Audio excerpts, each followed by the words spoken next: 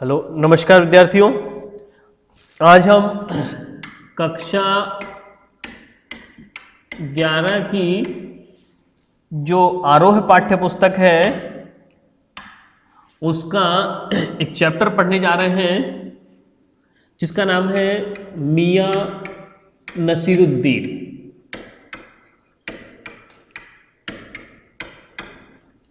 मियां नसीरुद्दीन जो चैप्टर है उसकी लेखिका है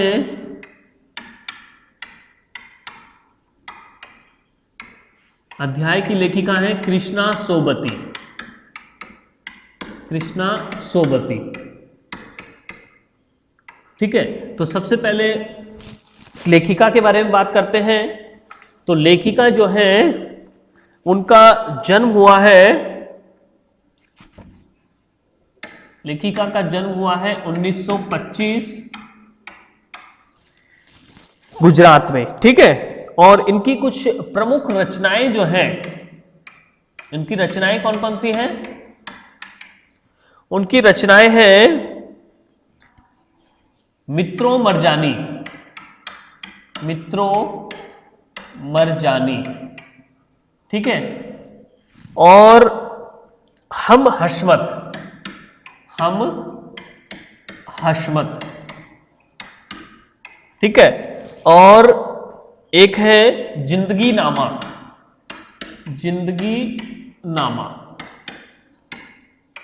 ठीक है। तो ये कुछ प्रमुख इनकी रचनाएं हैं और इन्हें प्रमुख जो सम्मान मिले हैं, बहुत से सम्मान मिले हैं, जिनमें से एक है साहित्य अकादमी सम्मान। साहित्य अकादमी सम्मान इन्हें मिल चुका है अपनी रचनाओं पर, ठीक है।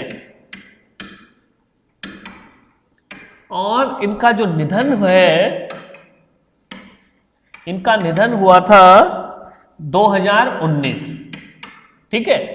तो ये कुछ प्रमुख बातें आज हमने इनके बारे में समझी है। अब बात करते हैं कि इनका जो जिंदगी नामा है, ये जिंदगी नामा जो इनकी जो रचना है वो क्या है? ये प्रसिद्ध रचना है कि भारत और पाकिस्तान पर जिन लेखकों ने हिंदी में कालजयी रचनाएं लिखी है, बहुत सी रचनाएं लिखी है, बहुत से लेखकों ने भारत और पाकिस्तान के संबंधों पर, और उनमें से एक जो प्रमुख लेखिका है वो है कृष्णा सोबती, और उनकी जो रचना है जिंदगी नामा, ये बहुत ही विशिष्ट रचना है, ठीक है। तो ये तो हुई लेखिका के बारे में परिचय। तो अब इसके बाद में हम बात करते हैं इस चैप्टर के बारे में। तो ये जो चैप्टर है मियां नसीरुद्दीन, ये क्या है? एक संस्मरण है। संस्मरण क्या होता है? कोई भी लेखक अपने जीवन की किसी याद को ताजा करता है, स्मरण करता है, ठीक है, तो उसे संस्मरण कहते हैं। तो ये जो संस्मरण है मियां नसीरुद्दीन, ये नसीरुद्दीन संस्मरण कहां से लिया गया है? उनकी रचना हम हशमत से लिया गया है। उनकी रचना थी हम हशमत। इस हम हशमत से ये चैप्टर मियां नसीरुद्दीन लिया गया है। और इस चैप्टर में क्या बताया गया है? ये जो मियां नसीरुद्दीन है, इनके बारे में, ये क्या है? ये खानदानी नानबाई है। ये खानदानी नानबाई, नानबाई का मतलब नान बनाने वाले, नान मतलब रोटी बनाने वाले, अनेक प्रकार की रोटियों बनाने में इनको कुशलता प्राप्त थी, ठीक है। और इसमें खानदानी नानबाई कौन है? नसीरुद्दीन जी जो हैं, उन नसीरुद्दीन के व्यक्तित्व के बारे में, उनके व्यक्तित्व के बारे में और उनके स्वभाव का, व्यक्तित्व का और उनके स्वभाव का यहां शब्द चित्र खींचा गया है या शब्द चित्र प्रस्तुत किया गया है, ठीक है। और ये मियां नसीरुद्दीन को किस प्रकार प्रस्तुत किया गया है कि वो उनका नसीरुद्दीन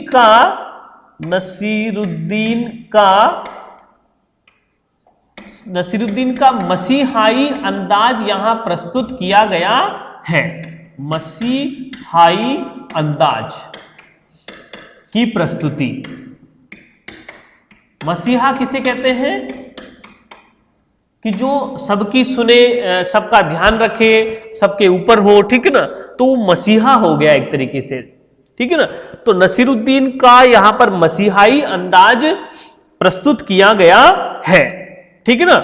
और वो क्या बताते हैं कि उन्हें खानदानी महारत हासिल है, और वो क्या बताते थे कि कोई भी काम छोटा या बड़ा नहीं होता है, प्रत्येक काम में हमें क्या करना चाहिए, उसको सीखने का प्रयास हमें करना चाहिए, ठीक है ना। तो ये तो हो गया चैप्टर, ठीक है। अब हम बात करते हैं चैप्टर में क्या बताया गया है, इसको समझते हैं।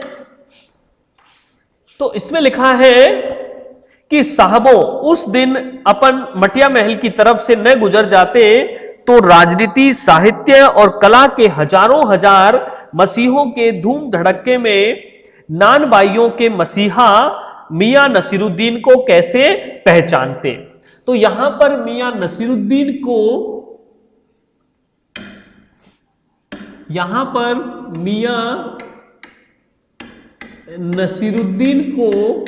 क्या कहा गया है?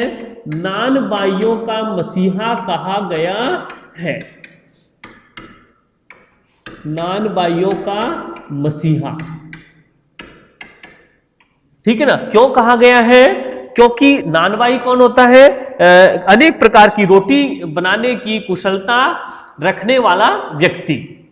तो वो जो नसीरुद्दीन जी जो थे, वो अनेक प्रकार की रोटियां या नान बनाने की उनको कुशलता प्राप्त थी, और वो सब नानबाइयों के एक प्रकार से मसीहा के रूप में थे, ठीक है ना। सबके दुख दर्द को समझने वाले, ठीक है ना, और अपने काम को भगवान मानने वाले, ठीक है ना। तो नसीरुद्दीन को यहां पर नानबाइयों का मसीहा कहा गया है। हुआ यह कि हम एक दोपहरी जामा मस्जिद के आड़े पड़े मटिया महल के गढ़ैया मोहल्ले की ओर निकल गए। कौन कहती है? लेखिका कह रही है। लेखिका कौन है? कृष्णा सोबती। क्या कहती है कि हम कहां गए? मटिया महल के गढ़ैया मोहल्ले में।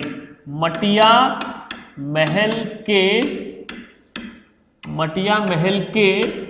गढ़ैया मोहल्ले की तरफ हम गए, ठीक है ना। उस मोहल्ले में हम गए और हमने क्या देखा? एक निहायत मामूली अंधेरी सी दुकान पर पटापट आटे का ढेर सनते देख ठिठके। सोचा सेवइयों की तैयारी होगी। और उसके बाद हम क्या देखा? हमने अंधेरी सी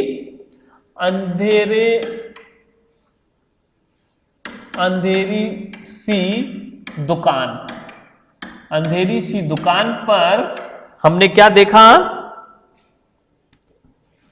अंधेरी सी दुकान पर आटे को सनते देखा,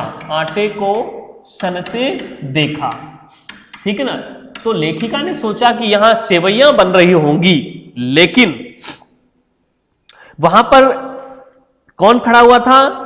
खानदानी नानबाई मियां नसीरुद्दीन की दुकान पर खड़े हैं।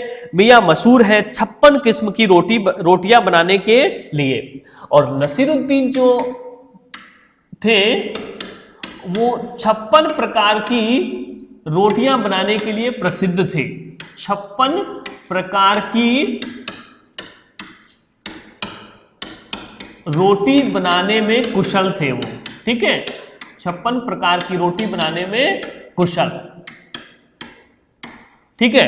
क्योंकि वो खानदानी थे, उनके पिताजी वगैरह, उनके परिवार के लोग भी ये काम करते रहे हैं। हमने जो अंदर झांका तो पाया मियां चारपाई पर बैठे बीड़ी का मजा ले रहे थे, मौसमों की मार से पका चेहरा। तो इसके बाद में हम देखेंगे नसीरुद्दीन का व्यक्तित्व। नसीरुद्दीन का व्यक्तित्व किस प्रकार का है? तो नसीरुद्दीन का व्यक्तित्व किस प्रकार का था? तो लिखा हुआ है कि चारपाई पर बैठे हुए, चारपाई पर बीड़ी पी रहे थे। ठीक है, चारपाई पर बीड़ी पी रहे थे। और दूसरी बात है,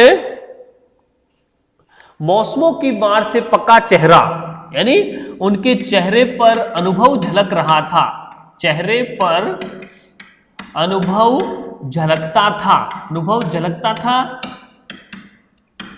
ठीक है, और आंखों में काइया भोलापन, आंखों में क्या था,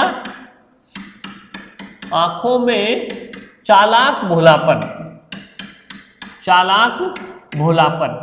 ठीक है ना, यानी भोले दिखते थे पर वो भोले नहीं थे। ठीक है, इसके बाद में पेशानी पर मजे हुए कारीगर के तेवर, और पेशानी का मतलब है मस्तक पर, उनके माथे पर, पेशानी का मतलब उनके माथे पर, माथे पर, माथे पर क्या था, अनुभव के तेवर, या कह सकते हैं कुशलता का तेवर था, कुशलता के तेवर थे उनके। ठीक है ना, तो पूछा जाएगा उनका व्यक्तित्व किस प्रकार का था, तो हम कहेंगे चारपाई पर बैठे वो बीड़ी पी रहे थे, जैसे कोई निष्फिक्र व्यक्ति हो, कोई अनुभवी व्यक्ति हो, और उनके चेहरे पर अनुभव झलकता था, यानी कि उनका चेहरा भी पका हुआ था, मतलब एज भी बहुत ज्यादा हो गई थी, इस ये कह सकते हैं। और आंखों में भोलापन था, लेकिन वो कैसा भोलापन था, चालाक, चालाक भी थे वो साथ में। ठीक है, और उनके माथे पर कुशलता के तेवर भी दिखाई पड़ते थे। हमें गाहक समझ मियां ने नजर उठाई, ठीक है ना, और कहा फरमाइए। किसने कहा, मियां नसीरुद्दीन ने लेखिका को कहा, झिझक से कहा, आपसे कुछ एक सवाल पूछने थे, आपको वक्त हो तो। मियां नसीरुद्दीन ने पंचहजारी अंदाज से सिर हिलाया। कैसे सिर हिलाया, कि जैसे कोई बहुत बड़े नवाब हो। ठीक है ना, निकाल लेंगे वक्त थोड़ा, पर यह तो कहिए आपको पूछना क्या है। फिर घूर कर देखा और जोड़ा, मियां कहीं अखबार नवीस तो नहीं हो, अखबार नवीस। ठीक है ना, मियां नसीरुद्दीन ने लेखिका कृष्णा सोबती को पूछा कि आप कहीं अखबार नवीस तो नहीं है, अर्थात पत्रकार तो नहीं है आप। ठीक है, यह तो खोजियों की खुराफात है, खोजियों की खुराफात, खुराफात का मतलब है शरारत, खुराफात, खुराफात का मतलब हो गया शरारत। और अखबार, हम तो अखबार बनाने वाले और अखबार पढ़ने वाले दोनों को ही निठल्ला समझते हैं।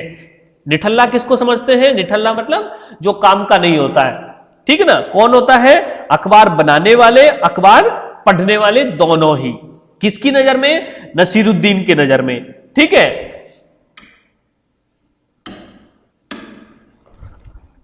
हाँ, कामकाजी आदमी को इससे क्या काम है। खैर, आपने यहां तक आने की तकलीफ उठाई है, तो पूछिए क्या पूछना चाहते हैं।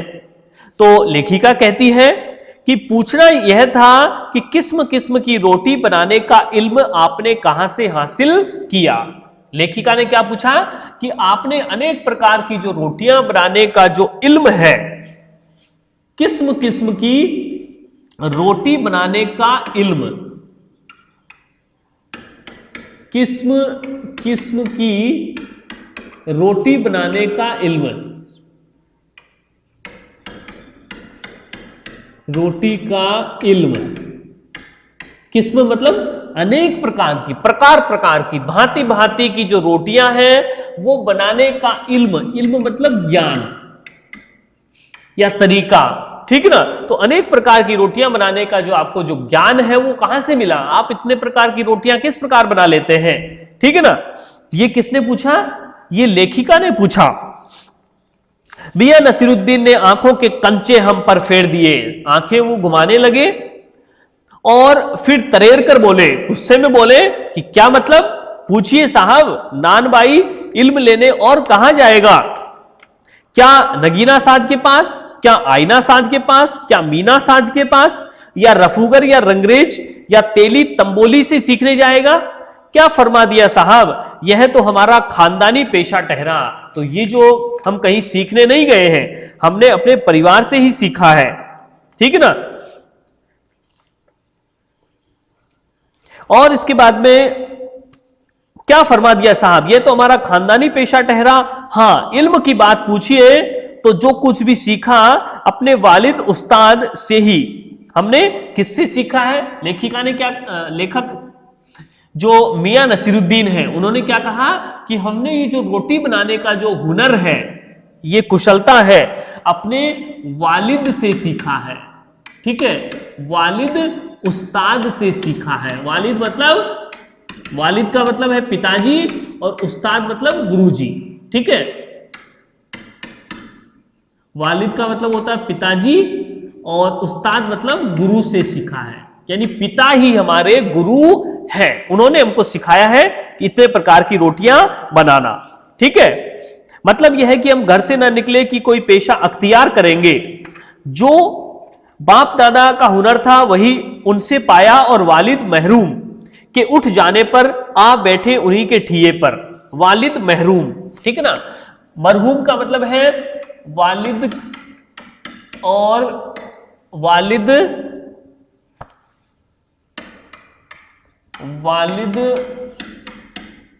मरहूम, मरहूम का मतलब है पिता का निधन हो जाने पर। पिताजी से हम सीखते रहे और जब पिताजी का निधन हो गया तब हमने इस काम को संभाल लिया। कौन से काम को? ये रोटियां बनाने के काम को, ठीक है ना।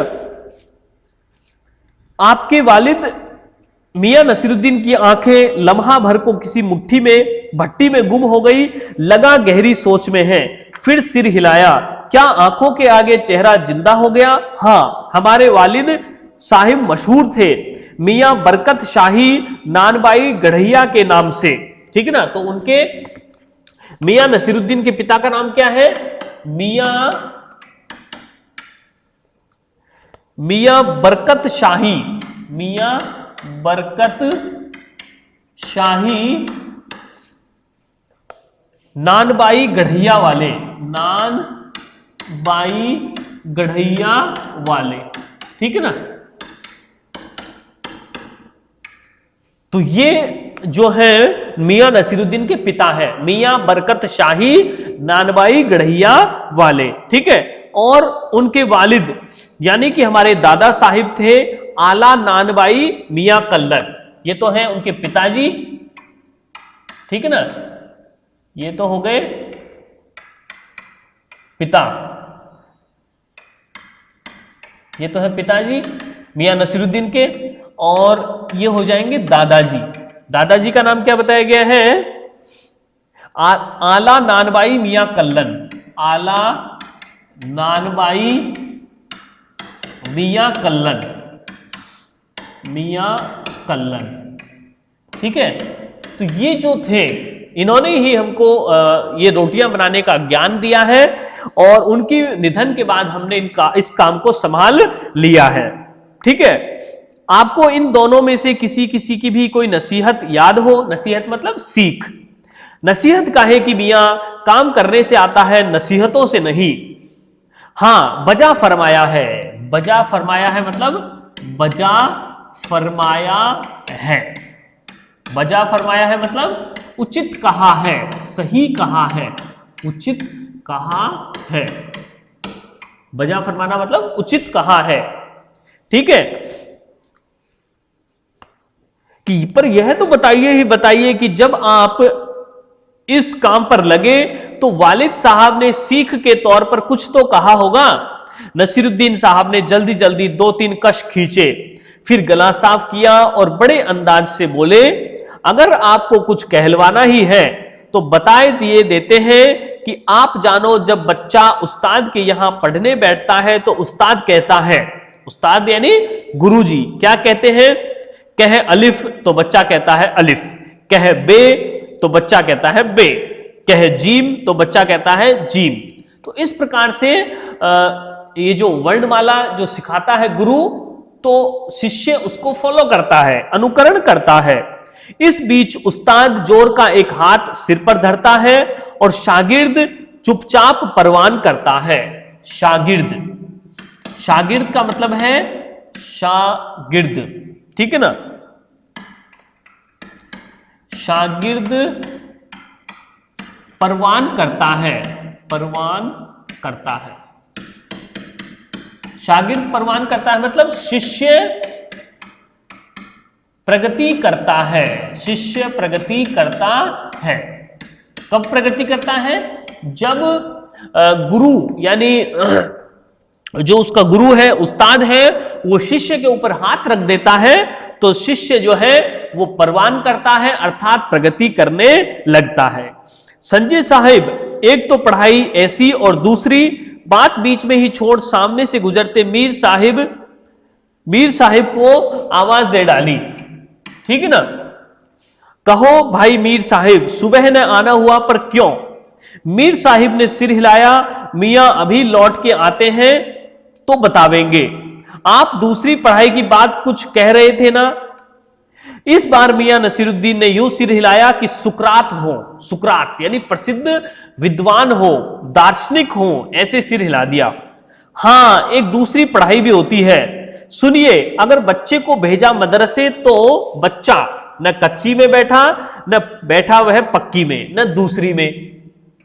तो एक होता है मदरसा, मदरसा का मतलब है मुस्लिम विद्यालय, मुस्लिम विद्यालय को कहा जाएगा मदरसा, मुस्लिम विद्यालय। तो नसीरुद्दीन जी क्या कहते हैं कि और जा बैठा तीसरी में। हम ये पूछेंगे कि उन तीनों जमातों का क्या हुआ? जमात मतलब 3 क्लास, 3 कक्षाएं। क्या हुआ उन 3 क्लासों का? अपना ख्याल था कि मियां नसीरुद्दीन नानबाई अपनी बात का निचोड़ भी निकालेंगे, पर हम ही पर दागते रहे। आप ही बताइए उन 3 जमातों का क्या हुआ, यानी 3 क्लासों का क्या हुआ? यह बात मेरे समझ के तो बाहर है। इस बार शाही नानबाई मियां कल्लन के पोते अपने बचे खुचे दांतों से खिलखिलाकर हंस दिए। उनके वो बूढ़े हो चुके थे और कुछ दांत उनके बचे थे, तो वो हंसने लगे। मतलब मेरा क्या साफ न था? लो साहिबों, अभी साहब हुआ जाता है।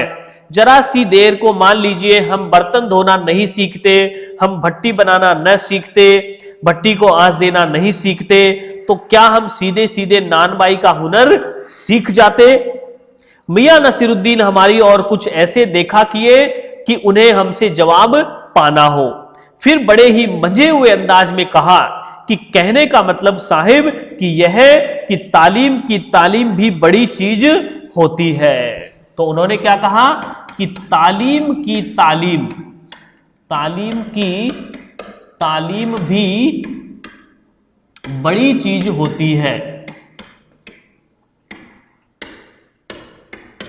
तो मियां नसीरुद्दीन ने लेखिका कृष्णा सोबती को क्या कहा कि तालीम का मतलब होता है शिक्षा, शिक्षा की शिक्षा लेना भी एक बड़ा काम है। और वो जो भी हम कोई काम करना चाहते हैं तो वो केवल सुनने से पढ़ने से कोई काम नहीं आएगा। जब तक उसको हम अपने व्यवहार में इंप्लीमेंट नहीं करेंगे, जब तक उस काम को करके नहीं देखेंगे, तब तक उस काम में हमको निपुणता या कुशलता नहीं आ सकती है। ठीक ना। तो ये हमारा चैप्टर था मियां नसीरुद्दीन।